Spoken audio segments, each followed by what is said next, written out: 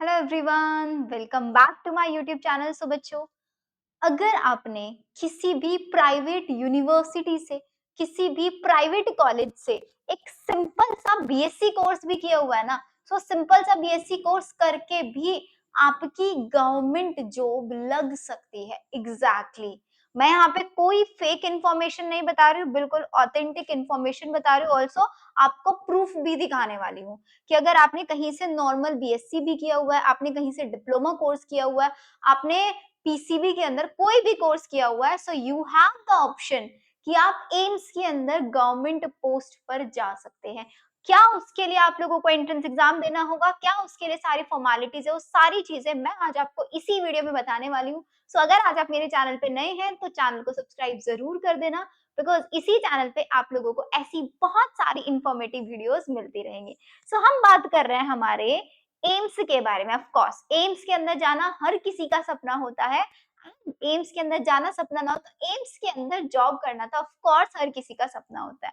तो अगर आपको एम्स के अंदर जॉब करनी है, गवर्नमेंट जॉब, सो उसके लिए एक एंट्रेंस एग्जाम होता है, that is your CRE. CRE क्या होता है भाई? CRE is the common recruitment examination. आप यहाँ पे देख सकते हैं, एम्स की ऑफिशियल वेबसाइट पे दिखा रही हूँ, कॉमन रिक्रूटमेंट एग्जामिनेशन। एम्स के अंदर छोटी से छोटी, बड़ी से बड़ी पोस्ट की भी हर एक वैकेंसी जो होती है वो इसी एग्जाम के थ्रू फिल होती है। और इसके अंदर टोटल अभी 4500 प्लस पोस्ट वैकेंट हुई है। एंड क्या रिक्वायरमेंट है, क्या सिलेबस है, सारी चीजें मैं आज आप लोगों को बताने वाली हूँ। सो आप यहीं पे कॉमन रिक्रूटमेंट एग्जामिनेशन इस पे क्लिक करेंगे। सो जैसे ही आप देखेंगे तो व्यू डिटेल्स पे आप जाएंगे तो आपको यहाँ पे सारी इंफॉर्मेशन मिल जाएगी। कैसे अप्लाई करना है वो भी मैं आज आप लोगों को इस वीडियो में समझाने वाली हूँ। अब अगर आप इसका नोटिफिकेशन देखेंगे, सो भाई इसका नोटिफिकेशन हमारे पास रिलीज होके आया था।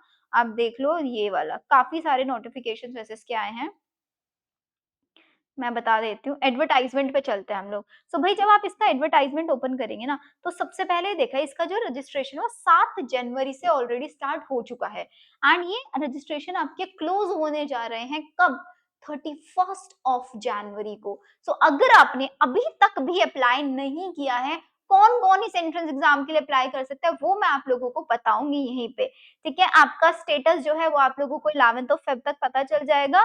आप लोगों का एडमिट कार्ड और आपका एग्जामिनेशन जो है इसका, दैट इज योर 26 फरवरी से लेके 28 फरवरी के बीच आपका एग्जामिनेशन इसका कंडक्ट कराया जाएगा।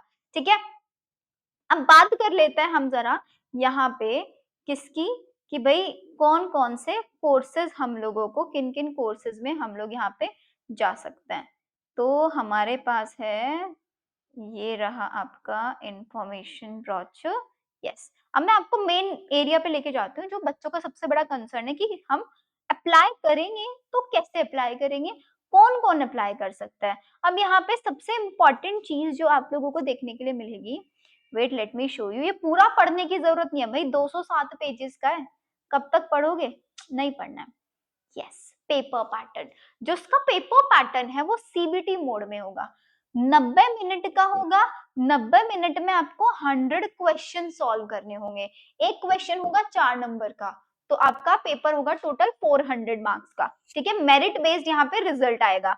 आपके 25 क्वेश्चन तो आएंगे नॉर्मल जीके से एंड एप्टीट्यूड से, और आपकी उसी के अंदर कंप्यूटर नॉलेज आ जाएगा। बाकी जो 75 क्वेश्चंस है वो आपके रहेंगे सब्जेक्ट स्पेसिफिक। जैसे कि किसी स्टूडेंट ने बी फार्मा किया हुआ है, सो ऑफ कोर्स वो फार्मासिस्ट की पोस्ट के लिए अप्लाई करेगा, तो उसके जो बी फार्मा में उसने पढ़ाई की है उससे रिलेटेड क्वेश्चन आएंगे। कोई किसी ने बीएससी नर्सिंग किया है, सो बीएससी नर्सिंग करने के लिए बाद वो नर्सिंग ऑफिसर की पोस्ट पे जाना चाहता है, तो उसके बीएससी नर्सिंग के सिलेबस के क्वेश्चन आपको यहाँ पे देखने को मिलता है। वो नर्सिंग के लिए जाना चाहता है, किसी ने आपका कोई पैरामेडिकल का कोर्स किया हुआ है, तो उसके अंदर वही 75 क्वेश्चन वही पैरामेडिकल से पूछे जाएंगे। ठीक है, तो मैंने आप लोगों को बता दिया 90 क्वेश्चन होंगे। आपका क्वेश्चन पेपर के अंदर 5 सेक्शन होंगे, 18-18 मिनट के ड्यूरेशन के वो आपके होगा। ठीक है, क्वेश्चन का जो मीडियम है हिंदी इंग्लिश दोनों होगा, दोनों मीडियम में आपको पेपर यहाँ पे मिलने वाला है। ठीक है, क्वालिफाइंग मार्क्स एक जनरल कैटेगरी के लिए 40% होने चाहिए, ईडब्ल्यूएस के लिए 35%, ओबीसी के लिए 30% और एससी एसटी के लिए भी अगेन, जनरल ईडब्ल्यूएस के लिए 40%, 35% ओबीसी के लिए और एससी एसटी के लिए 30%। अब देखो जरा, यहाँ पे बहुत इंपॉर्टेंट चीज, सिलेबस। अब आपको डिसाइड करना है आप किस पोस्ट के लिए जा रहे हो। अगर आप डाइटिशियन की पोस्ट पे जा रहे हो तो आपका जो सिलेबस रहेगा वो फूड एंड न्यूट्रिशन और आपकी डाइट बेस्ड रहेगा, जो आपने अपने कोर्स के अंदर पढ़ा है। लैंग्वेज जो रहेगा दैट वुड बी इंग्लिश। इन्होंने यहाँ पे सारी इंफॉर्मेशन हमको यहाँ पे समझाई हुई है। अब हम अपनी मेन एरिया पे चल लेते हैं, दैट इज योर, आप लोगों को दिखा तो दे कि भाई अगर आपने बीएससी किया हुआ है तो क्या आप अप्लाई कर सकते हो, ऑफकोर्स कर सकते हो। बच्चों को डाउट था कि मैम नहीं कर सकते, देखो जरा कौन सी पोस्ट दिख रही है, असिस्टेंट एडमिनिस्ट्रेटिव ऑफिसर की पोस्ट मिलेगी नर्सिंग के अंदर, एम्स के अंदर। आप लोगों को क्या चाहिए, मिनिमम 3 इयर्स की बैचलर्स डिग्री होनी चाहिए किसी भी रिकॉग्नाइज्ड यूनिवर्सिटी से। आपने प्राइवेट से की हुई है, गवर्नमेंट से की हुई है, डजेंट मैटर। बीएससी किसी भी फील्ड में की हुई हो, पीसीबी हो, पीसीएम हो, किसी भी फील्ड में आपने बीएससी की हुई है तो आपका पे लेवल 6 होगा। आपकी सैलरी अराउंड 30-35,000 आपको ज्वाइनिंग के टाइम पे मिलेगी और आपकी पोस्ट होगी असिस्टेंट। कहाँ पे आपकी post, ICMR, Indian council of medical research के अंदर। सेकंड भी आप देख सकते हो, ये सारे के सारे। इसके साथ साथ आप लोगों को कंप्यूटर की एमएस ऑफिस, पावर पॉइंट, इसकी नॉलेज तो आज के टाइम में हर किसी को होती है, कंप्यूटर की बेसिक नॉलेज होनी चाहिए। ठीक है, तो ये हमारे पास 5 पोस्ट है किसके लिए, असिस्टेंट के लिए। इन पांचों की पांचों पोस्ट के लिए सिर्फ और सिर्फ हमारे पास एक बीएससी डिग्री होनी चाहिए। अगर ये आपके पास है तो आप कर लोगे। ये भी असिस्टेंट के लिए है। एम्स बिलासपुर के अंदर भी देखो ये पोस्ट अवेलेबल है, राइट। नेक्स्ट चीज आ जाता है assistant administrative officer, AIIMS Awantipora के अंदर। आपका क्या चाहिए, यहाँ पे एजुकेशनल क्वालिफिकेशन, अगर आपने एमबीए की हुई है, कोई भी पीजी डिप्लोमा किया हुआ है मैनेजमेंट के अंदर, मतलब सिर्फ पीसीबी पीसीएम वाले बच्चों के लिए नहीं है ये। अगर आपने कॉमर्स बैकग्राउंड से, आपने एमबीए किया हुआ है, आप तब जा सकते हो। आपको रूल्स एंड रेगुलेशंस की नॉलेज है, आपको कंप्यूटर प्रोफिशिएंसी अच्छे से आती है, तो आप यहाँ पे असिस्टेंट एडमिनिस्ट्रेटिव ऑफिसर की पोस्ट पे बहुत आसानी से जा सकते हो। ठीक है, तो ये हो गया हमारे एमबीए वाले बच्चों के लिए। जो एमबीए वाले बच्चे गवर्नमेंट जॉब करना चाहते हैं, दिस इज द ऑप्शन। आप सीआरई का एंट्रेंस एग्जाम दो, 1 महीने में एग्जाम है, 1 महीने से मेहनत करके पढ़ाई करो अच्छे से। फिर इसके बाद आ जाता है हमारे पास जूनियर एडमिनिस्ट्रेटिव ऑफिसर। इसमें कोई भी डिग्री चलेगी आपकी, बीएससी, एमएससी, बीए, एमए, कोई भी डिग्री हो, वो आपके पास बस कंप्यूटर नॉलेज होनी चाहिए, देन आपका मिल जाएगा। देख लो एम्स के अंदर वैकेंसीज है, नागपुर, मंगलाकारी, भटिंडा, और पे स्केल भी अच्छा है इनका। So this is for. अब आ जाओ हमारे 12th स्टैंडर्ड वाले बच्चे, वो बच्चे भाई जिनकी, जो सिर्फ अभी 12th में, 12th के बाद डायरेक्ट जॉब करना चाहता है। भाई जॉब नहीं भी करना चाहते, मैं तो बोलूंगी जो बच्चे 12th में ना, एग्जाम दे दो, हो सकता है पास हो जाओ। ठीक है, तो मेहनत करने से अच्छा डायरेक्ट एम्स में पहुंच जाओगे तो क्या मिलेगी, data entry operator grade A officer बन जाओगे एम्स के अंदर, एम्स जोधपुर में। और एज लिमिट 18 से 27 साल, पे लेवल 4 है, थोड़ा कम है बट इंक्रीज हो जाता है। सिर्फ 12th स्टैंडर्ड चाहिए और ऑल्सो आपकी टाइपिंग स्पीड अच्छी होनी चाहिए। 8000 की डिप्रेशन पर आवर होना चाहिए, बहुत इजीली हो जाता है ये, इसमें इतना टाइम टेकिंग नहीं है। So these are the post, data entry operator, grade A officer, 12th standard, और आपके पास टाइपिंग की नॉलेज होनी चाहिए, बस ये आपका यहाँ पे रिक्वायरमेंट है। नेक्स्ट आ जाओ, ये सब हमारे वही हैं, लोअर डिवीजन क्लर्क और आपके ऑफिसर्स, सबके लिए 12th की ही डिग्री चाहिए। ठीक है, इसके बाद सीनियर एडमिनिस्ट्रेटिव असिस्टेंट की पोस्ट भी है। इसके लिए भी अगेन कोई भी डिग्री हो आपके पास, BSc, MSc, BA, BCom, anything, आप यहाँ पे जा सकते हो। कंप्यूटर नॉलेज होनी चाहिए, टाइपिंग स्पीड अच्छी होनी चाहिए। एम्स कल्याणी के अंदर सीनियर एडमिनिस्ट्रेटिव असिस्टेंट की पोस्ट है।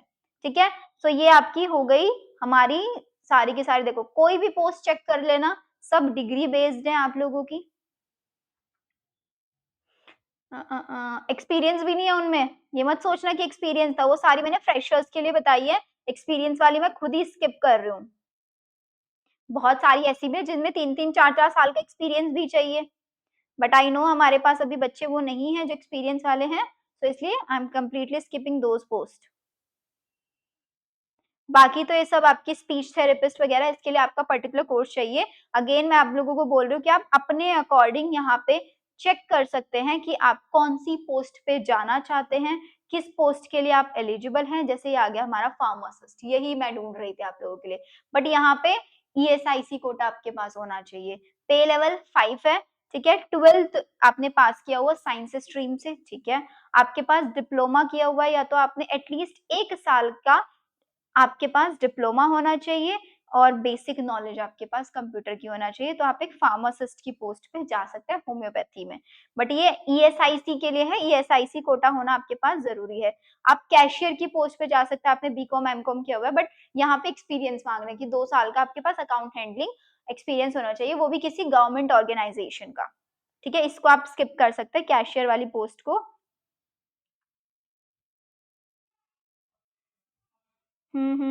Okay, okay, okay, okay. CSD technician नहीं, ये नहीं चाहिए हमको क्योंकि इनमें सब में एक्सपीरियंस माँग रहे हैं। अब देखो 2 चीज़ें आती हैं।